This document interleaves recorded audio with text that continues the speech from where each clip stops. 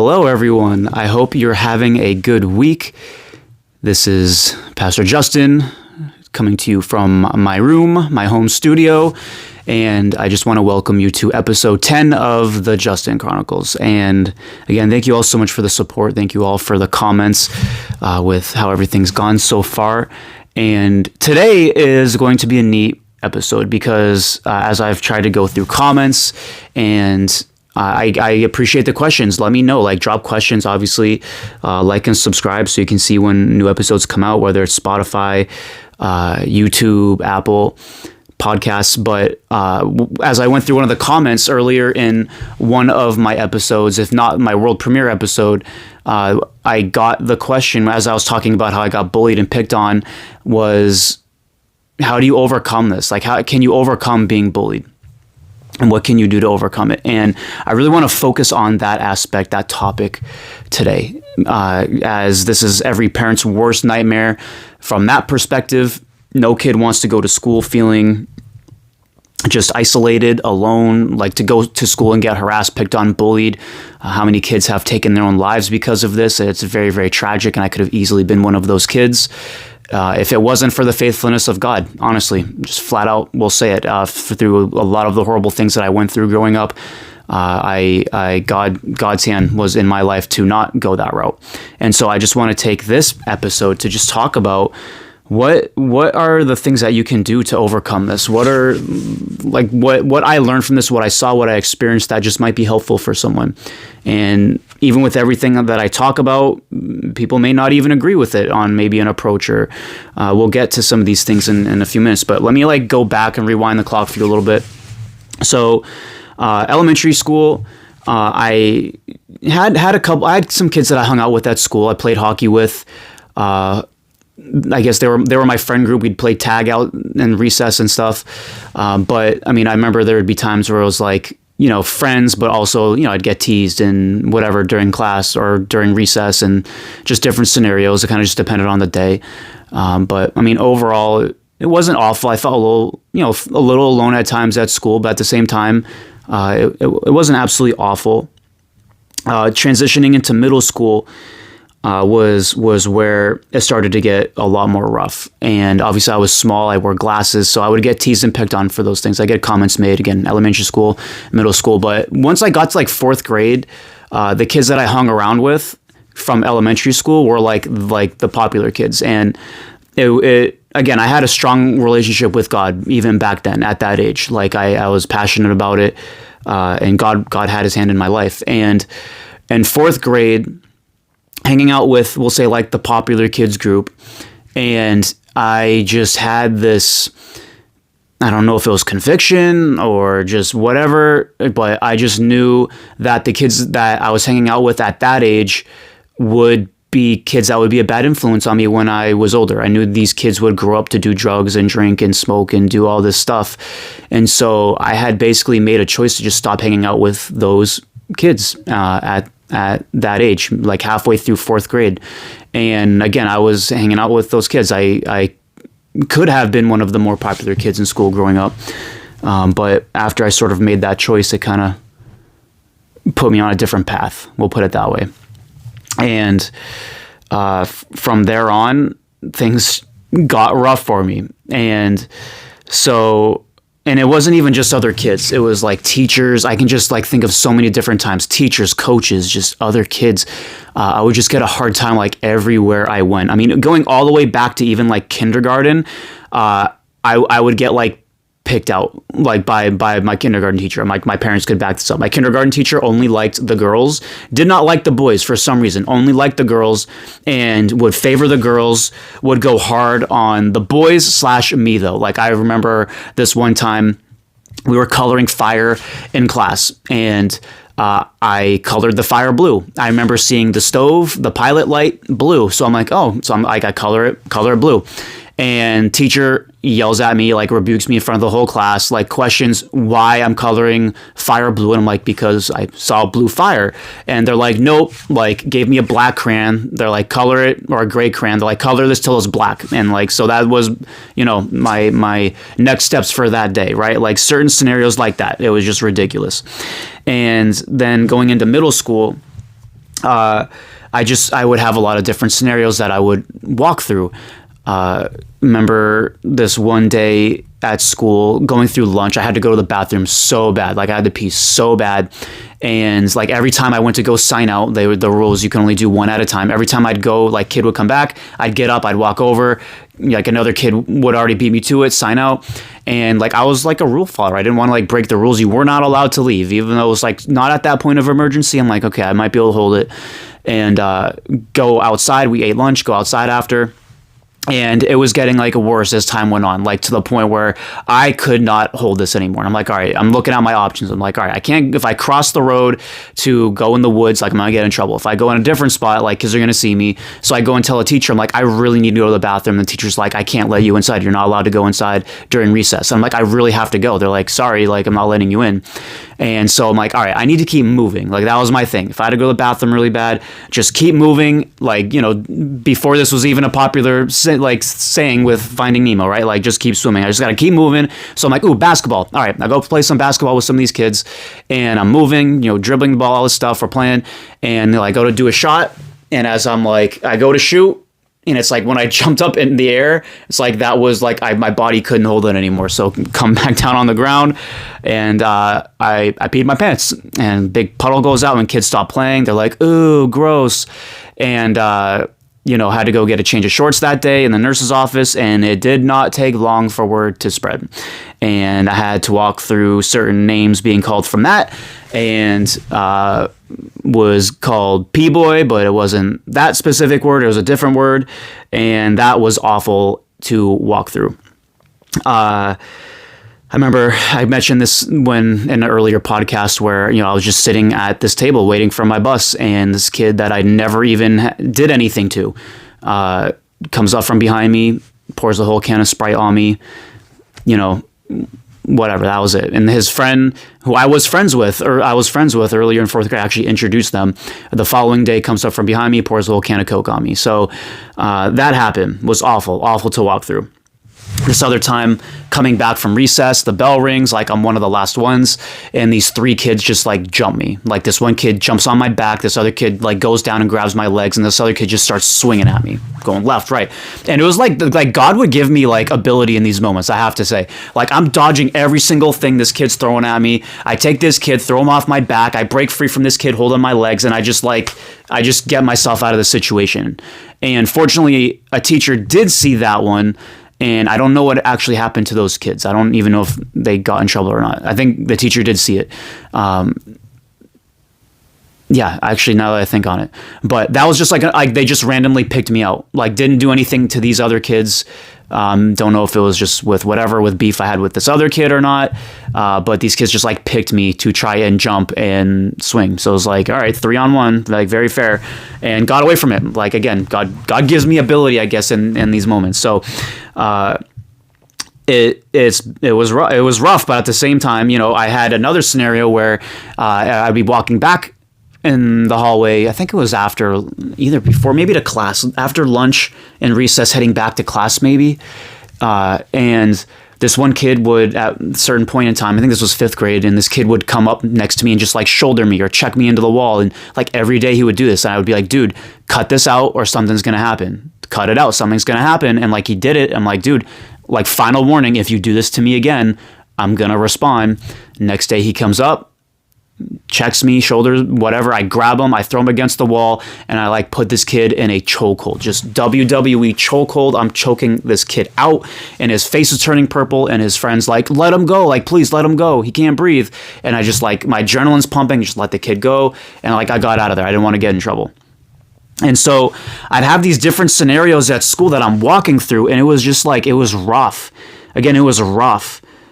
And again, it wasn't even just other kids, right? Like, and through going each time, it's like, it makes it worse and worse each time this happens, right? And going up even through like hockey, like different coaches would just pick me out. Or, even going up through high school, where like my high school hockey coach would like legitimately humiliate me every single day in practice. And I'm not even exaggerating when I say that. Like every day he would find a way to humiliate me if I did something. If I do like one little thing wrong or, mess up on something, he would just stop the practice, ream me out in front of everyone. He like never did this to anyone else. Maybe this one other kid the year before, but then it like transitioned to me. And he would even yell at me when I would do things well. Like this one time in practice, we went down. I do like this sick. We're like practicing like 2-on-0 drills. So I go down. I do this like sick behind the back pass over to this other kid one time in the net.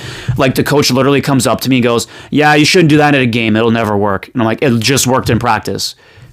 Like really? If this was one of your other kids, you would be praising them right now. This one time, we were doing a drill and I was demonstrating the drill. He explained it. I got it. So, all right, Justin, do it. I do it well. He didn't like it, I guess. I was like a freshman when this happened, and like the senior goes, one of the seniors, like, "Hey, you go and do the drill." No, you're doing it wrong. You go do the drill. Kid does it like the same exact way I did. Everything. I watched his movements, and the coach praises him. "Yeah, good job. See, that's how you do it." I'm like, I literally just did that the same way. But it's like once he stopped liking me, it was like, a switch flipped, and I could never do anything right after that. And it was hard. It was absolutely difficult. And I've just I could just keep going on, but for the sake of time, and I don't want it to be like I'm boasting about getting picked on or bullied, but it was difficult, right? And as like someone who was a Christian walking through these scenarios, obviously like God's giving me supernatural comfort because it was awful. Like I would go home and like cry myself to sleep at night because of how horrible I would get treated. And I didn't want to be in school, didn't want to go to school every day. It was hard. I didn't have many friends at all. I would hang out with some different kids, I guess, at certain times, but I just did not. It's like it just wasn't working. I just didn't really fit in overall, and it was hard. And Psalm 34:18 is one of the scriptures that I would read in the Bible. Again, at that age, I was reading the Bible. I was reading scripture, which is something that if you're getting bullied or picked on, do. If you're trying to overcome, obviously do. Read the Bible no matter what. But Psalm 34:18 says, "The Lord is close to the brokenhearted. He rescues those whose spirits are crushed." Right? And that was my life for not just years, but literally decades, right? Like it was a long time of experiencing these things. Just getting rejected by people, just getting made fun of, picked on. Even like I would invite kids to church, and then there's times when I got made fun of for being a Christian at times. And you know what? At that point, I just didn't even care. Like, if you're gonna make fun of me for being a Christian, I didn't even care, to be honest. So that, whatever, I'd already experienced that enough. And again, I want to preface this that like God had his hand in my life, and he would convict me of like the fighting side, right? Like I would get a conviction on that, like let this go into my hands. Like unless I absolutely had to, unless it was absolutely necessary, it was like let this go into my hands. Even when I have like adults like mistreating me. I had a scenario even at church one time when I was younger where without going into all of the details with it, but I had an adult grab me from like the back of the neck and like move me, like physically move me during something one time. And like that took me a long time to get over, like a long time with this one specific person, a long time to like get to that place of comfortability. Like that was very difficult to, not that it was unforgiveness, but to just like get to that place of like, not having unforgiveness, right? And not letting it be bitterness and all that, just the distrust, that kind of like that I don't even know if it's church hurt, but just like definitely with this one person, like not trusting them after that ever again. And it was rough. Like I didn't want to talk to them, didn't like want to have anything to do with them. But I would look at these guys in scripture like Job and Joseph, and I was like trying to do the right things, right? Like I'd separated myself from these kids that were not going to be a good influence on my life. And in later years, when we get to high school, like every single kid that they would go on to do these crazy things, and I wouldn't have been a good fit at all. Like it would have been a bad influence on my life. with other stories that I do have regarding that, for times that I did go and hang out with some of these other kids, and sure enough, just different scenarios that I was in.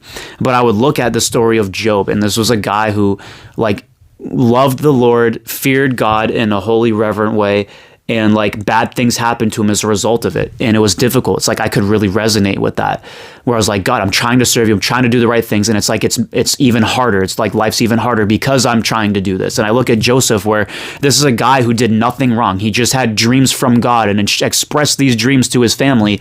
And his brothers at first try to kill him and then stop and then sell him into slavery. In scenario after scenario, he does the right thing. And I wasn't perfect, right? And I make stupid mistakes, right? I'm not going to claim to have been this perfect child. I was mischievous at times. I've made mistakes.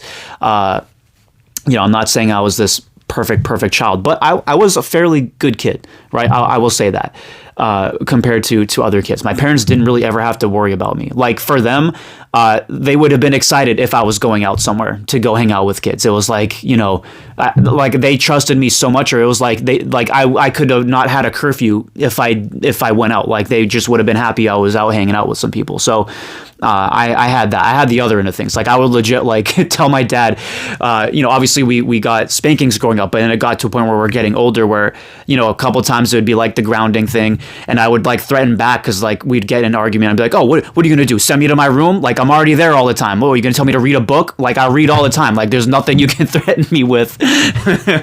My punishment's no, you need to go out and hang out with some people, because it became very lonely, became isolated. I really didn't have many friends growing up to go and hang out.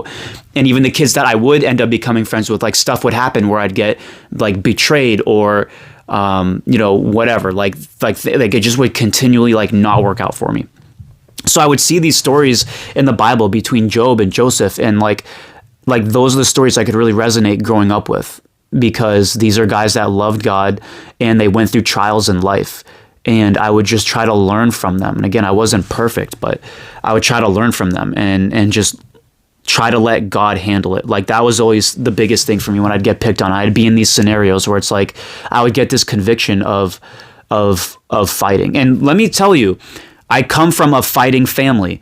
All right. Let me preface this again by saying I had full permission to fight any of these kids that came at me, that picked on me, and I would have a conviction from God of, let this go into my hands. And I'd be sitting there, and so many different times I'd be I just want to punch this kid. I want to knock this kid out. I just really want to. And God'd be no, I don't want you to do that. I'd be but I really want to. And God's no, don't do it. Unless there were actually scenarios where even when I have kids swinging at me, I had a kid 5 years older than me come at me swinging one time, and dodged every single one. So it's God would give me the ability to react to the situation.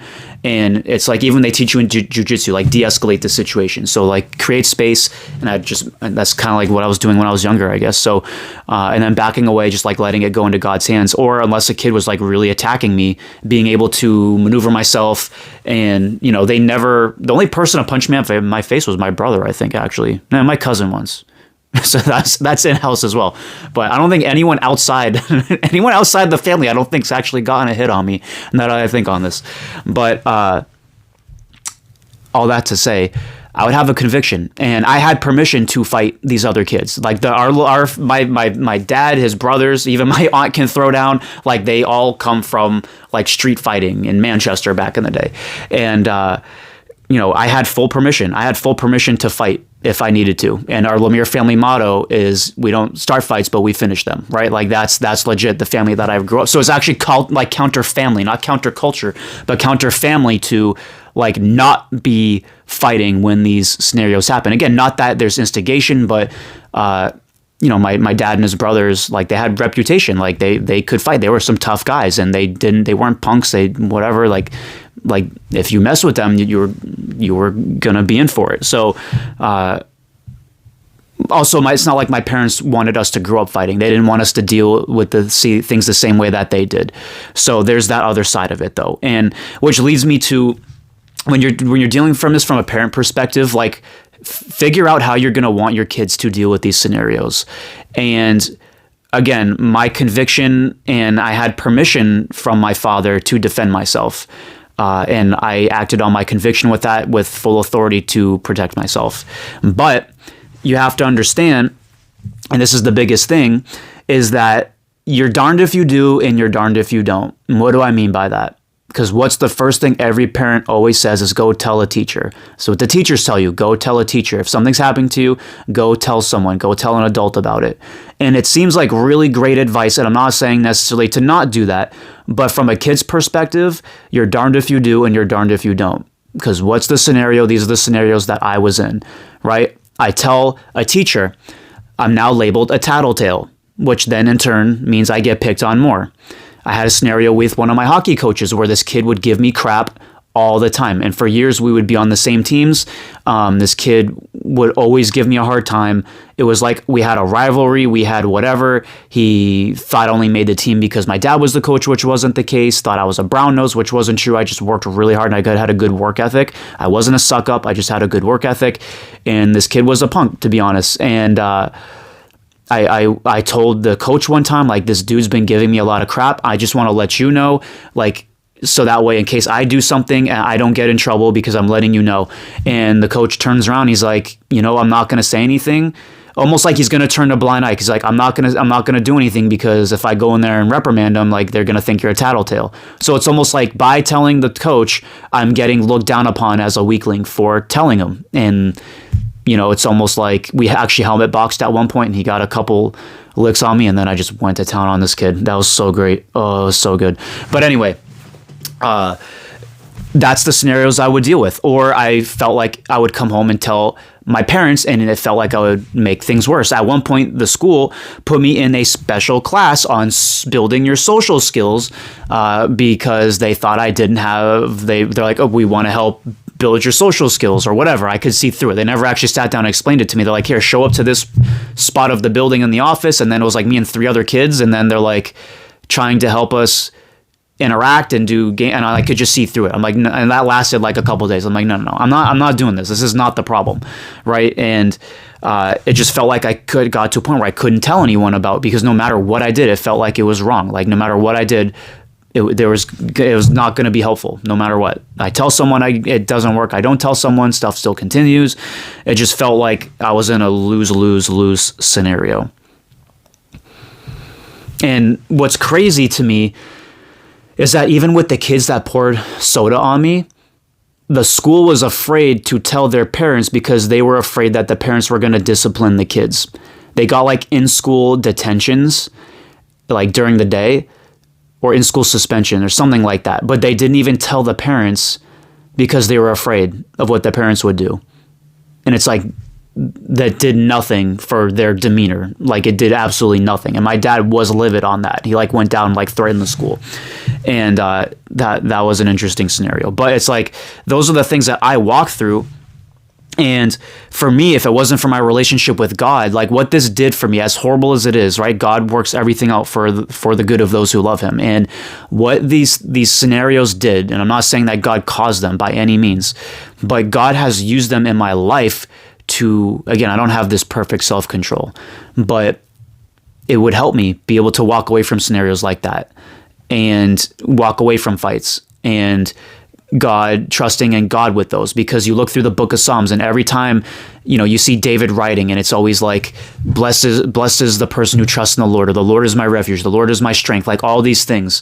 You see that all throughout the book of Psalms. And that's something like you have to hang on to, is you really have to trust God with it, even though it's hard, even though it's difficult, being able to trust God through all of it. And it's painful and it doesn't take away from any of that. You also have to be at a place of not harboring unforgiveness. And that's difficult when you're walking through things. If you're getting bullied or picked on, you're a kid getting bullied and picked on, and it's something that happens all the time, and it hurts. Like I over the years, because of those things, it's like I had like a rage that would be inside of me. And I had to ask God to take that away at some point, like this hatred and rage for how people have treated me. Like I've been treated so awful by people throughout my entire life. I have every reason to hate people. And it's only because of God that I'm able to be a pastor and have a love for people and minister to them and be passionate about their relationships with God. And I've had that for years, ever since I was really little. Like that's been like, going back to the finding your why, like that gives me energy, is other people's relationship with God.